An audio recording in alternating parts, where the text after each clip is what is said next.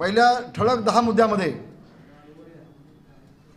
जी आश्वासन दिली गेली त्यामध्ये राम मंदिर बांधण्याचा मुद्दा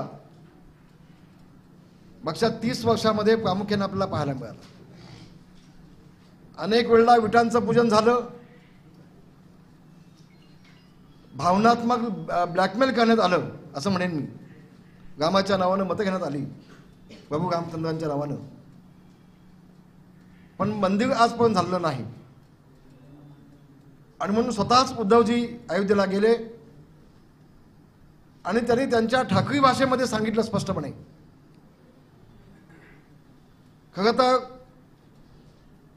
केंद्रामध्ये सरकार भाजपचं आहे, आम्ही टिकू लावलेलं आहे, मला माहिती आहे आपण का माहिती बघताय।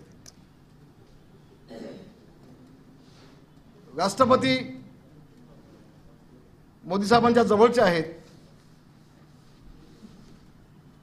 पंतप्रधान आपले आहेत। मागच्या 4.5 वर्षामध्ये कायदा करून देखील मंदिर होऊ शकलं असतं असं आता आरएसएस देखील म्हणायला लागले। मी मुद्दाम त्याचा दुजावा देतोय।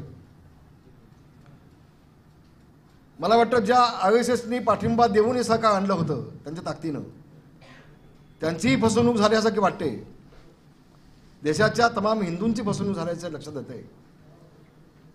आणि त्याचा पुन्हा एकदा अयोध्येचा दुसरा टप्पा, उद्याची सभा पंढरपूरला होते, पंढरपूरला सभा का त्याचं मला वाटतं विश्लेषणच्या आधीच काल मी तुमची मुलाखत पाहिली ऐकली की पंढरपूर ही दक्षिण काशी आहे, एक पवित्र आपलं स्थान आहे, लाखो भाविकांचं श्रद्धास्थान आहे।